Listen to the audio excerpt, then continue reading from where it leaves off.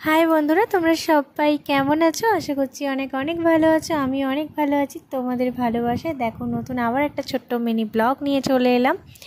তো ভিডিওটা কিন্তু পুরো দেখতে থাকো, স্কিপ করো না। তো মা বিকালবেলা একটু ফল কেটে দিয়েছিল, দিদিমা আর আমি মিলে ফল খাচ্ছিলাম। তো সেদিন দিদিমা গিয়েছিল, মানে ওই জামাই ষষ্ঠী গিয়েছিলো বুধবার, বৃহস্পতিবার সারাদিন কী করেছিলাম সেটা তো তোমাদের সঙ্গে শেয়ার করেছি। আর এটা হচ্ছে শুক্রবারের বিকাল থেকে ব্লগটা আর কি আমি স্টার্ট করেছিলাম। তো ভাবলাম অনেক দিন মায়ের সাথে তো কোথাও ঘুরতে যাওয়া হয় না, তো যাই একটু বাইরে একটু ঘুরে আসি। আর দিদিমাও সেরকম কোথাও যায় না, তো সবাই মিলে গেলে একটু ভালোই লাগবে, ওই জন্য বেরিয়ে পড়লাম।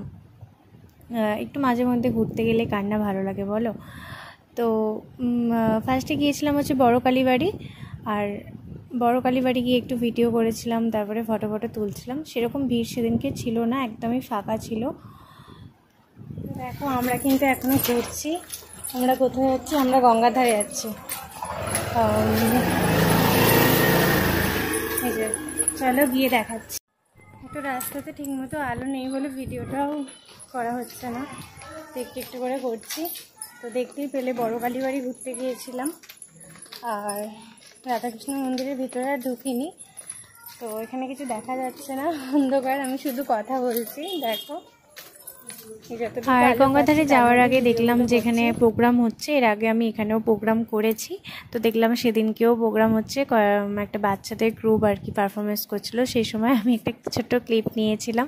কারণ ওখানে চারপাশে অনেকটা ভিড় ছিল, অনেকটা সাউন্ড হচ্ছিল, তো দাঁড়িয়ে সেরকমভাবে ভিডিওটা আমার করা হয়নি। তো যাই হোক, দেখো ফাইনালি কিন্তু গঙ্গার ধারেই চলে গেলাম। আর সেদিনকেও কিন্তু গঙ্গার ধারে ভিড় খুব একটা ছিল না। জামাই ষষ্ঠীর দিন তার পরের দিন যেরকম মারাত্মক ভিড় ছিল, তো সেরকম কিন্তু ভিড় ছিল না। তো দিদিমাকে এখানে বসতে বললাম যে তুমি এখানে বসো, আর আমি আর মা একটু চলে গেলাম হচ্ছে ঝালমুড়ি কিনতে।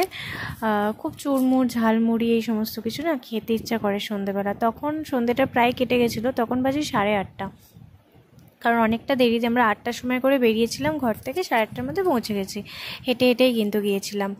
আর তারপর এখান থেকে একটু ঝালমুড়ি কিনে নিলাম। আর ঝালমুড়িটা কিন্তু বেশ ভালো করেছিল, আমার কিন্তু পার্সোনালি খুবই ভালো লেগেছে। তো একটু ঝালমুড়ি খেলাম। তারপরে বাড়ি ফেরার পথে মা টুকটাক বাজারও করেছিল, আর ওখান থেকে দেখো কয়েকটা আঁশফল দিয়ে দিয়েছে আমাদের। তো সেটাই খেতে খেতে বাড়ি ফিরছিলাম। আমাদের কিন্তু নিজেদের আঁশফল গাছ আছে, কিন্তু হনুমানের জ্বালায় একটাও গাছের ফল খাওয়া যায় না, তো কি আর করা যাবে। আর বাড়ি ফিরে মাকে বললাম যে এগরোল বানাও, অনেক দিন তোমার হাতে এগরোল খাইনি। তো মা তো বানাতে বসে গেল।